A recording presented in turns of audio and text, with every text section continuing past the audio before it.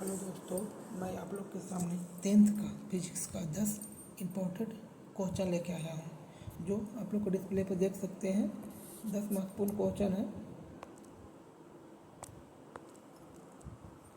इसमें समझिए आप, पहला क्वेश्चन क्या है। प्रकाश की किरणें आमतौर पर किसके प्रतिनिधित्व करने का उपयोग करता है। यानी प्रकाश की किरण है जो किसका प्रतिनिधित्व करता है। प्रकाश के पथ का। प्रकाश का पथ बोले तो प्रकाश एक डायरेक्शन में मूव करता है, इसलिए प्रकाश का पथ का। आप देख सकते हैं सेकंड क्वेश्चन, समतल दर्पण में द्वारा किस प्रकार का प्रतिबिंब बनता है। समतल दर्पण के द्वारा किस प्रकार का प्रतिबिंब बनता है।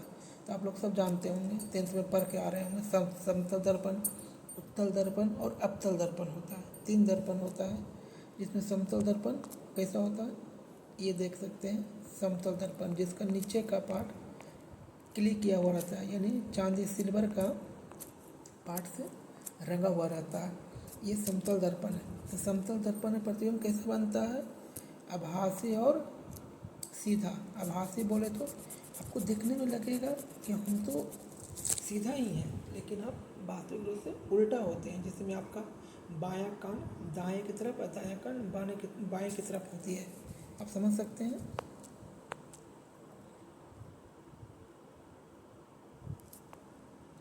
अब तीसरा क्वेश्चन देखिए, परावर्तन के 2 नियम।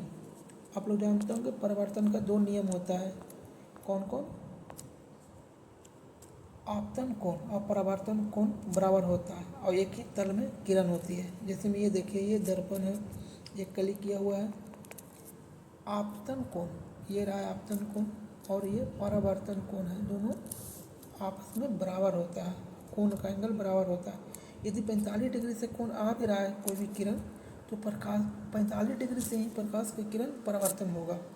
और किरण की तल एक ही होती है, मतलब किरण की तल एक ही दिशा में होती है। यदि ये इधर से आ रही तो इधर की ओर ही जाएगी। यदि इधर से आती, यदि इधर कली की ओर नहीं रहता, ये पेंट किया हुआ, यदि इधर से आता तो आपको देख रहे हैं, इधर से आता तो इधर की ओर ही जाता। आप समझ रहे हैं मेरा बात। अब आगे वाला क्वेश्चन देखिए आप, समतल दर्पण द्वारा बनने वाले प्रतिबिंब का आकार कैसा होता है। समतल दर्पण का द्वारा बनने वाला प्रतिबिंब का आकार कैसा होता है। आपसे पूछ रहा है समतल दर्पण। समतल दर्पण तो आपको बता चुके हैं पहले। प्रतिबिंब का आकार वस्तु का आकार के बराबर होता है। यदि आप समतल दर्पण के सामने 5 फीट के हैं, तो प्रतिबिंब का भी आकार 5 फीट का होगा। यही बात ये कहना चाह रहा है। यदि जैसे में आप घर में आईना के देखते होंगे, आईना के सामने अपना फेस देखते होंगे, तो आप जितना हाइट के रहते हैं, आपका प्रतिबिंब भी उतनी ही हाइट का बनता है, कि न कि उससे बड़ा या न कि उससे छोटा होता होगा। आप लोग जानते भी होंगे। अगला क्वेश्चन देखिए, समतल दर्पण द्वारा बनने वाली प्रतिबिंब का स्थिति क्या होती है। समतल दर्पण द्वारा बनने वाला प्रतिबिंब की स्थिति क्या होती है। यहाँ से क्या है, समतल दर्पण द्वारा बनने वाला प्रतिबिंब की स्थिति पूछ रहा है, जिसमें क्या होता है, प्रतिबिंब हम हमेशा दर्पण के पीछे।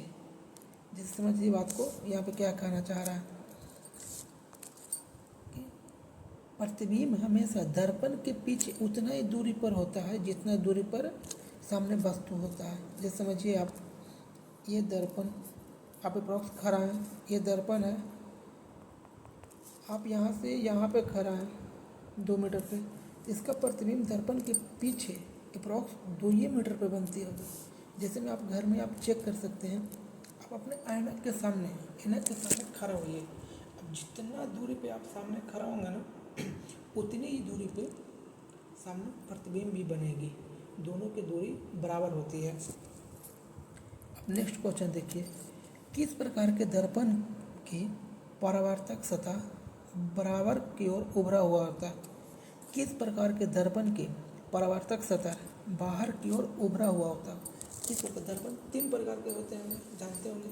समतल दर्पण, अवतल दर्पण और उत्तल दर्पण जानते होंगे, जिसमें आपको हम बता देते हैं। जैसे देखिए, समतल दर्पण कौन सा हुआ, ये समतल दर्पण हुआ। और ये कौन सा हुआ, अवतल दर्पण, जिसका बाहर का उभरा हुआ पार्ट कली किया हुआ रहता है, चांदी सिल्वर से पेंट किया हुआ रहता है, ये अवतल दर्पण हुआ। इसी में एक दर्पण और होती है उत्तल दर्पण। ये देख सकते हैं, ये उत्तल दर्पण है। उत्तल दर्पण बोले तो जैसे मैं आपको देख के बता रहे हैं, उत्तल दर्पण बोले तो ये हुआ जिसका अंदर से कली किया हुआ हो, अब बाहर की ओर उभरा हुआ। इसमें प्रकाश की किरणें आती है तो बाहर की ओर बिखेर देती है उत्तल दर्पण में, लेकिन अवतल दर्पण में इसका उल्टा है। यदि इसमें प्रकाश की किरण आती है तो एक बिंदु पे केंद्रित करती है, आने वाली टोटल प्रकाश दर्पण टकराने के बाद फोकस से होकर गुजरती है। ये आपको आगे हम बताएंगे अगले दूसरे पार्ट में, आप ये देख सकते हैं। अवतल दर्पण क्वेश्चन क्या था, किस प्रकार के दर्पण में परावर्तक सतह बाहर की ओर उभरा होता है। तो अभी आपको 3 प्रकार होता है, इसमें एक चीज नोटिस करिएगा, 3 प्रकार। समतल दर्पण यानी समतल, अवतल दर्पण और उत्तल दर्पण। अवतल यानी अवतल बोले ना तो जिसका पार्ट बाहर की ओर उभरा हो, यानी उभरा हो मतलब बाहर की ओर कली किया हो, तो वो क्या हुआ, बाहर की ओर उभरा हुआ हो। तो जिसमें उभरा हुआ बोले तो यहाँ पे देख सकते हैं आप, उभरा हुआ यानी बाहर की ओर उभरा हुआ, तो ये कौन सा दर्पण हुआ, उत्तल दर्पण। जिसका पार्ट बाहर से कली किया हो और ये हो अंदर से हो, तो ये अवतल दर्पण हुआ। आप देख सकते हैं उत्तल दर्पण हुआ। तो आगे क्वेश्चन देखिए नेक्स्ट, ये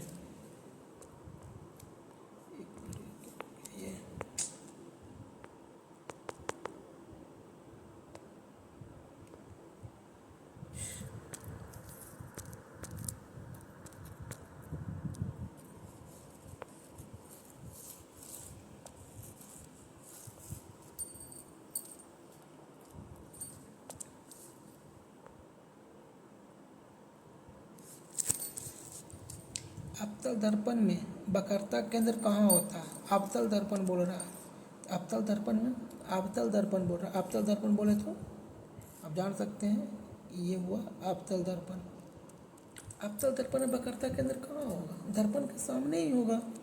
वक्रता केंद्र किसको बोलते हैं, जैसे ये देखिए, ये वक्रता केंद्र जो अवतल के सामने होता है, ये वक्रता केंद्र हुआ, ये वक्रता फोकस हुआ, जिसको ए बोलते हैं और ये सी बोलते हैं। ये इसको बोलते हैं हम लोग पोल, ध्रुव। पी से ध्रुव, वक्रता फोकस, वक्रता केंद्र, ये आप जान चुके हैं। अवतल दर्पण में वक्रता केंद्र कहाँ होता है, आप दर्पण के सामने आप देख चुके हैं। उत्तल दर्पण में वक्रता केंद्र कहाँ होता है, दर्पण के सामने। उत्तल दर्पण बोल रहा तो कुछ नहीं करना है, सब कुछ सेम ही रहेगा।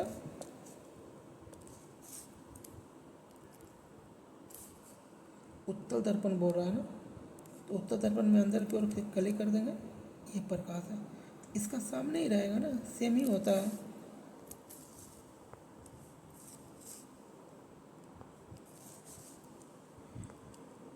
गोलीय दर्पण में ध्रुव और वक्रता केंद्र से होकर गुजरने वाली सीधा रेखा को क्या कहते हैं।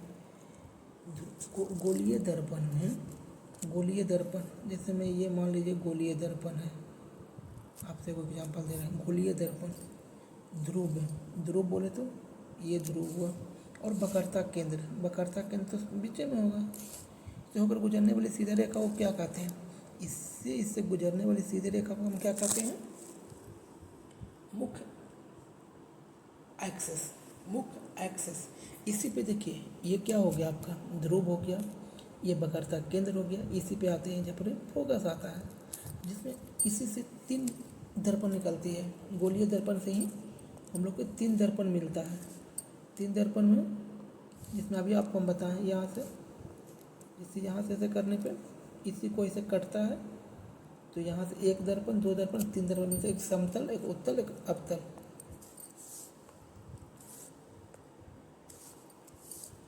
अगला क्वेश्चन देखिए, उस बिंदु को क्या कहते हैं जहाँ से अवतल दर्पण का परावर्तन किरण मिलती है, मुख्य फोकस। उस बिंदु को क्या कहते हैं, जैसे मैं देखिए क्या पूछ रहा, उस बिंदु को क्या कहते हैं जहाँ से अवतल दर्पण से परावर्तन किरण मिलती है। जैसे ये देखिए, अवतल दर्पण का क्या गुण है, कोई भी प्रकाश आने वाली अपने केंद्र की ओर मोड़ती है, मुख्य फोकस ये एफ है। कोई भी प्रकाश की किरणें आएगी, दर्पण टकराने के बाद ये फोकस से जाके गुजरती है। इसीलिए इसको जो सोलर प्लेट होती है ना, सौर ऊर्जा जिसको बोलते हैं, सौर ऊर्जा को सूर्य की भट्टी में, जो सौर भट्टी होती है ना, उसमें अवतल दर्पण का ही उपयोग किया जाता है। किस लिए?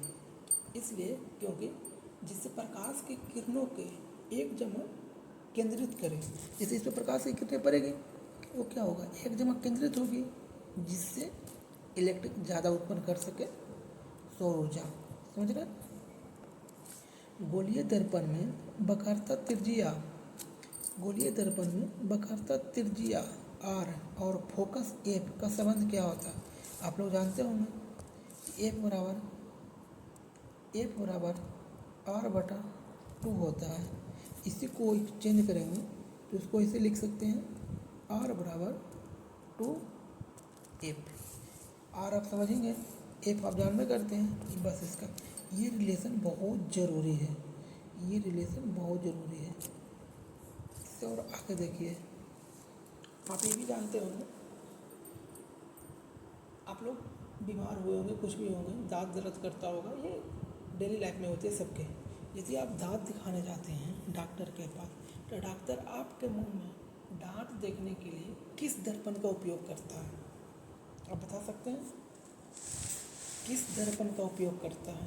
तो आमतौर पर अवतल दर्पण का उपयोग करता है। इसका रीज़न ये है कि अवतल दर्पण में प्रतिबिंब उसका बड़ा बनता है, बड़ा बोलते दांत का, वो जब देखता है तो अवतल दर्पण में उसका प्रतिबिंब बड़ा उसको दिखता है, इसलिए वो अवतल दर्पण का उपयोग करता है। Okay, take care, bye bye. और नेक्स्ट टाइम आपको आएंगे 20 क्वेश्चन फिर लेके नेक्स्ट वीडियो में। उसके लिए आगे के लिए धन्यवाद।